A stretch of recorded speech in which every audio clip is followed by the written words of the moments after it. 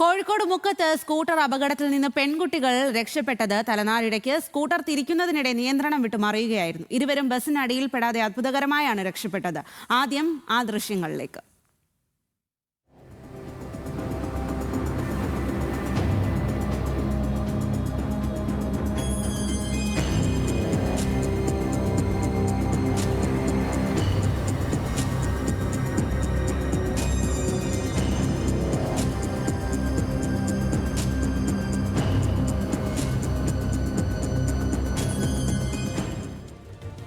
കോഴിക്കോട് നിന്നും Sareesh P K ആണ് വിവരങ്ങളുമായി ചേരുന്നത്. സരീഷ്, ആ ദൃശ്യം കണ്ട് നടുക്കം മാറുന്നില്ല എന്നുള്ളതാണ്. അത്ഭുതകരമായി രക്ഷപ്പെട്ടു എന്ന് തന്നെ പറയാം. എന്താണ് അവിടെ സംഭവിച്ചത്?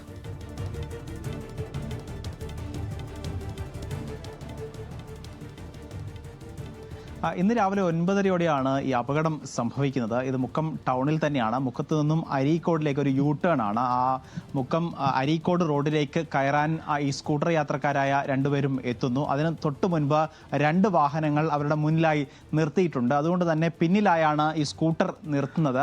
ആ സ്കൂട്ടർ ചവിട്ടി നിർത്തിയ ഉടൻ തന്നെ അതിന് തൊട്ടു പിന്നിലായി ഒരു ലോറി പോകുന്നത് നമുക്ക് കാണാം. ഒരുപക്ഷെ ആ ലോറി ഹോൺ അടിക്കുകയോ അല്ലെങ്കിൽ അതിൻ്റെ ശബ്ദം കേട്ടോ ആയിരിക്കാം ഇവർക്ക് പരിഭ്രാന്തി ഉണ്ടാകുന്നു. അതിന് തൊട്ടു പിന്നാലെ ഈ സ്കൂട്ടറിന്റെ നിയന്ത്രണം വിടുകയും ഇരുവരും നിലത്തേക്ക് ആ റോഡിലേക്ക് വീഴുകയും ചെയ്യുകയായിരുന്നു.